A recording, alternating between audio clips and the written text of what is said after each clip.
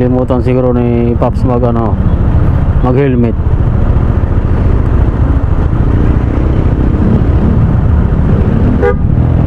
Helmet mo. Kalimutan. Dali ko. Sabi ko, nalimutan siguro doon, nakabulit eh. May pick up ka ata, no? Ha? May pick up ka?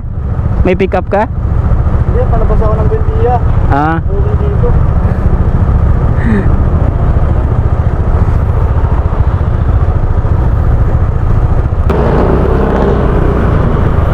So yun mga idol, tama nga inala natin, nalimutan ni Pops yung ano, helmet niya. So ganun lang mga idol, bubisinahan lang natin para ma-aware din siya na nalimutan niya yung helmet niya. Di alam ko nalimutan talaga mga idol kasi nakabulit eh. Pakiramdam niya may helmet siya eh. So yun, ingat-ingat lang tayo palagi mga idol, no? So ride safe sa ating lahat. Peace out.